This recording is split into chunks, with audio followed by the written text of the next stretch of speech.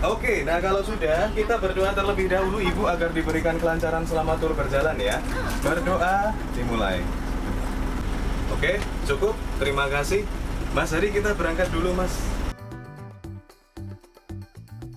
Habis ini konsepnya tidak hanya sekedar kita keliling kota saja, tetapi kita juga akan belajar sejarah. Jadi sebagai sarana edukasi juga Bu, begitu.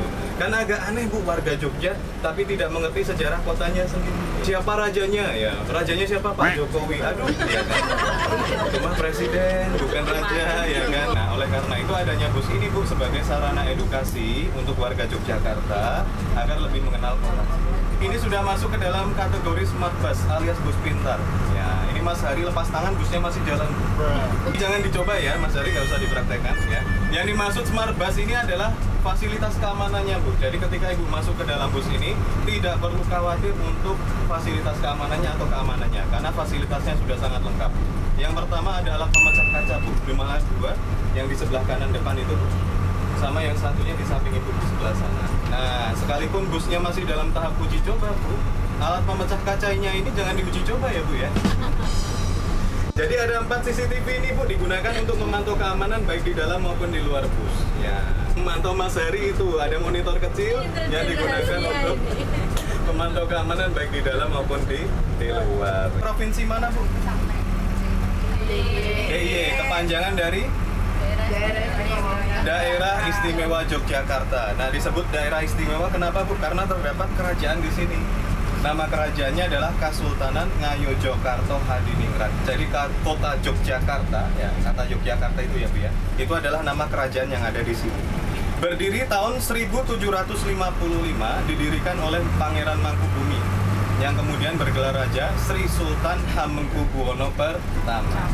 Nah, Pangeran Mangkubumi inilah Bu yang menciptakan kota Yogyakarta ya, berdasarkan dari falsafah Jawa tadi ya Bu ya, yang saya sebut yaitu Sangkan Paraneng Dumadi. Nah, ini yang dari luar kota jangan khawatir, saya terjemahkan. Sangkan artinya apa? Sangkan itu artinya asal usul atau awal mula. Sedangkan Paran artinya tujuan, Dumadi artinya terjadi. Jadi Sangkan Paraneng Dumadi ini adalah filosofi yang menceritakan asal usul kehidupan manusia dan tujuan manusia terjadi. Yang digambarkan melalui landmark kota Yogyakarta ini Bu. Ya. Nanti dibacanya dari 2 sudut pandang. Sudut pandang sisi utara akan menceritakan Paraneng Dumadi atau perjalanan spiritualnya manusia dalam hal kembalinya kepada Sang Pencipta.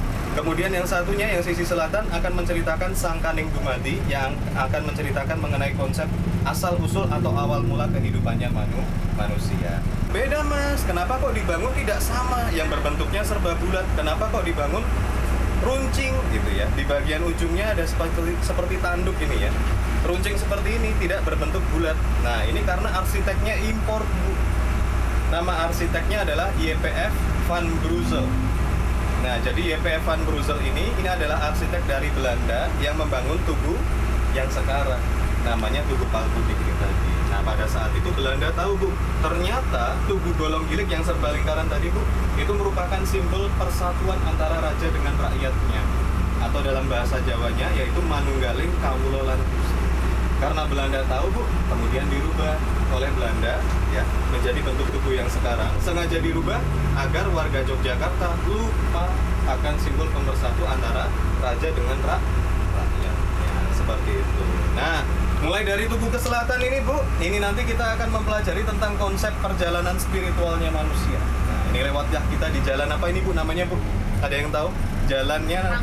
Nah, di peta mungkin masih tulisannya Pangeran Mangkubumi ya Bu ya. Tapi kalau sekarang ini sudah berubah namanya Jalan Margo Utomo. Ya, ini karena ada kaitannya dengan sumbu filosofi Bu. Nah, ini kita sudah sampai di stasiun Tugu Bu. Ada yang mau turun? Stasiun Tugu depannya ini ada bangunan cagar budaya juga Bu. Ini adalah hotel pertama yang ada di kota Yogyakarta. Namanya adalah Hotel Tugu. Nah, Hotel Tugu ini Bu, ini merupakan bangunan yang dulunya dijadikan sebagai tempat menginap para warga Belanda pada tahun 1890-an atau sekitar abad ke-19, mohon maaf. Nah, bangunan ini adalah hotel satu-satunya Bu pada saat itu. Jadi kalau misalnya ada pelancong atau wisatawan yang bepergian dari Batavia atau dari Surabaya ke Yogyakarta pasti menginapnya di sana di Hotel Tugu tadi. Nah, kemudian terakhir itu digunakan sebagai Kedaung Tabletop Plaza. Jadi kalau ibu dulu ya, mungkin ada yang pernah mengunjungi, itu dulu adalah toko pecah belah bu, piring, gelas dan sebagainya. Nah, kalau sekarang digunakan untuk apa? Masih hotel bu kalau sekarang? Ya. Sekarang masih beroperasi. Hotel makhluk halus. Orang ketok Hotel De Luna bu. Horor amat mas. Sekarang nggak digunakan. Ya. Sekarang tidak digunakan. Ya. Sekarang tidak digunakan bu, alias kosong ya. Nggak kelihatan mbak, soalnya tertutup dinding kan. Benar, tertutup dinding. Nah, itu kenapa bisa ada hotel pada waktu itu bu? Karena adanya pembangunan stasiun. Di Yogyakarta itu kan ada 2 stasiun besar bu. Yang pertama stasiun Tugu, yang satunya stasiun Lempuyangan. Ya, 2 stasiun ini bu, ini merupakan stasiun tua yang ada di Yogyakarta yang dibangun pada tahun 1800-an atau abad ke-19.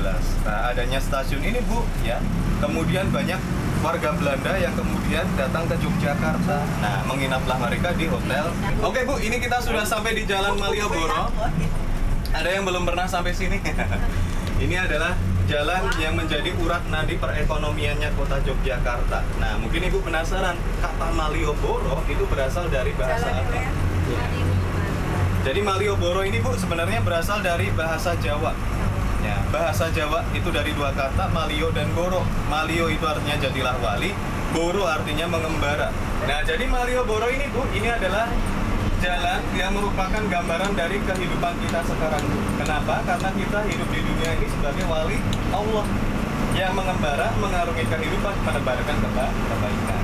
Hal paling sederhana bagaimana cara ibu menebarkan kebaikan? Gampang. Silahkan lihat saya senyum. Ya. Oke, saya mau pakai masker ya bu ya kalau bisa. Karena memang senyum saya mengandung gula. Ya.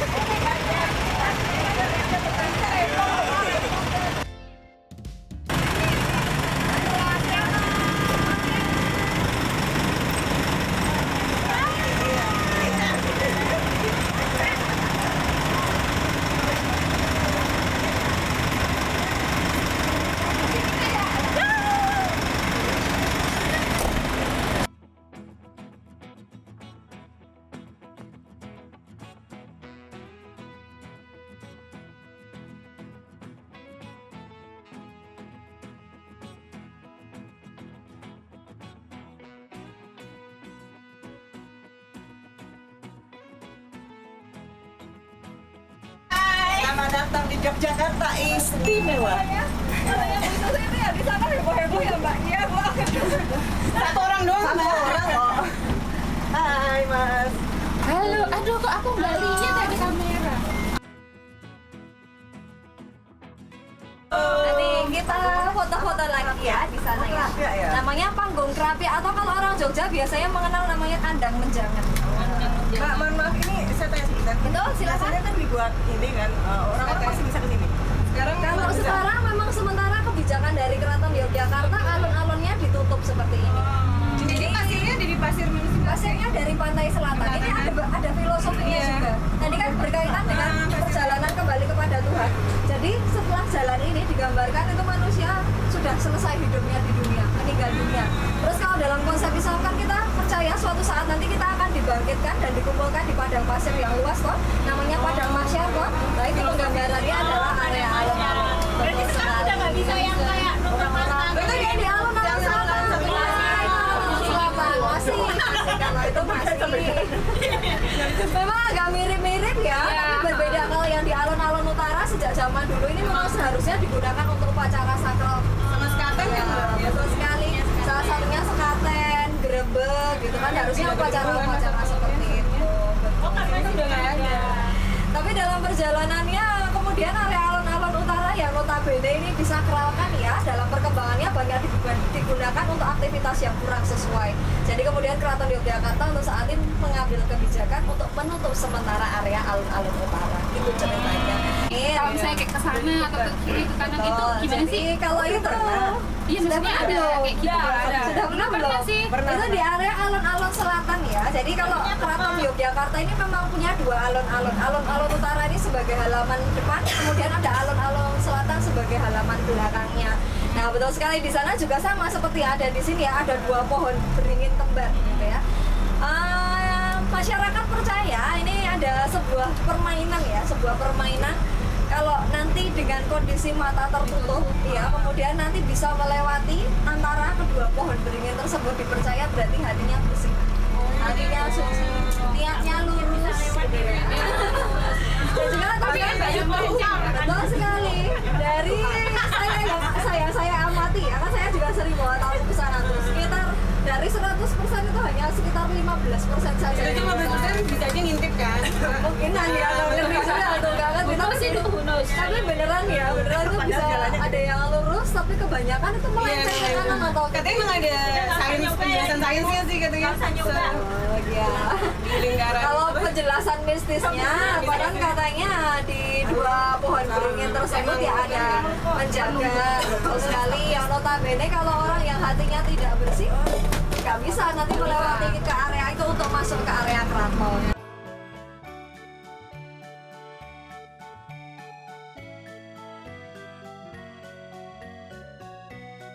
Ceritanya Keraton Yogyakarta itu dikelilingi oleh tembok pertahanan keamanan ya. Baluarte itu diperkirakan dari kata dalam bahasa Portugis baluarte yang artinya laksana hujaman peluru. Jadi diharapkan mampu untuk menangkal segala macam serangan yang masuk. Kayak ini ya, Marvel itu yang apa? Punyanya Wakanda itu ya. Iya, ayamnya ya Wakanda itu ya, yang lapisannya itu ya.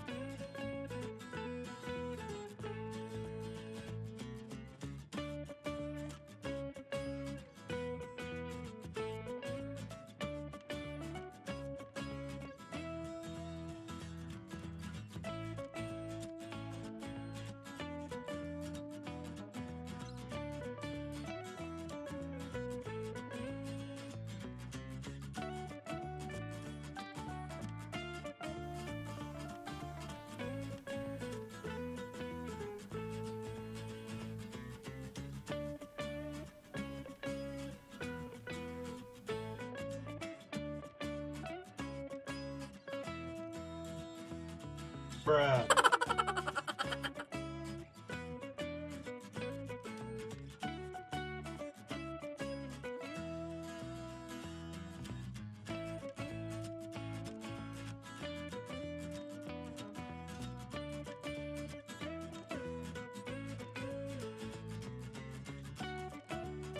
Nah, sekarang kita udah sampai di mana teman-teman? Kandang Tunjangan. Ini tuh panggung kerapiak ya.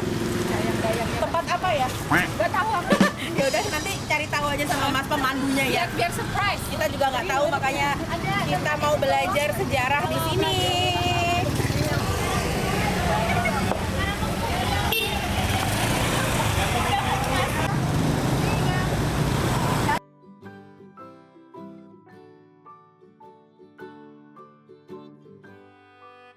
Dari 200 tahun yang lalu. Didesain sebagai apa? Sebagai tempat istirahatnya sultan ketika berburu atau sebagai pos perburuannya seorang raja. Terdiri dari 2 lantai, jadi bangunan atau ruangan yang kita lihat di depan kita ini adalah lantai pertamanya. Didesain sebagai tempat istirahat. Ada 4 ruangan di setiap sudutnya ya, bisa terlihat ya. Tapi mohon maaf, ini bukan kos-kosan 4 kamar ya.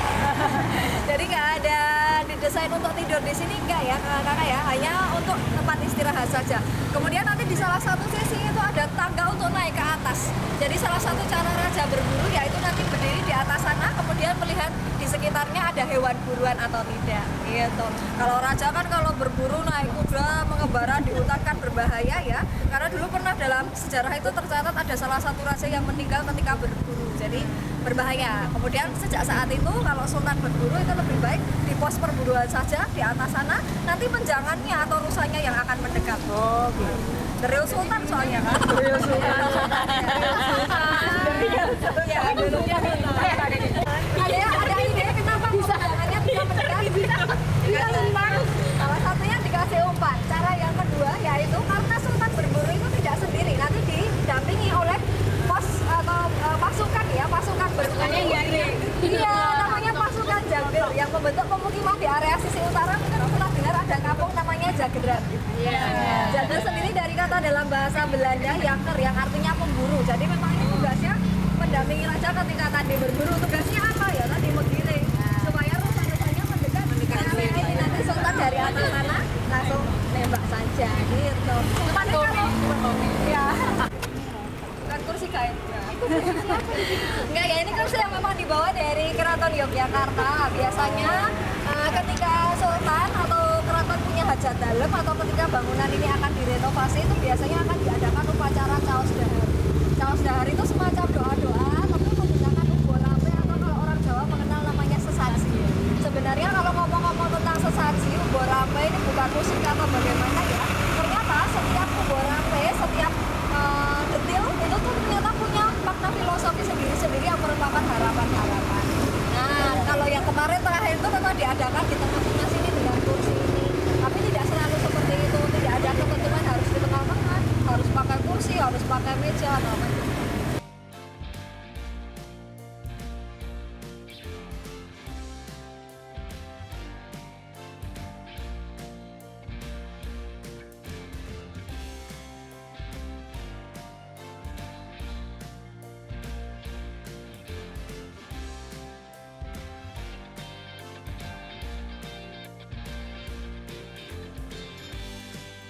Quack.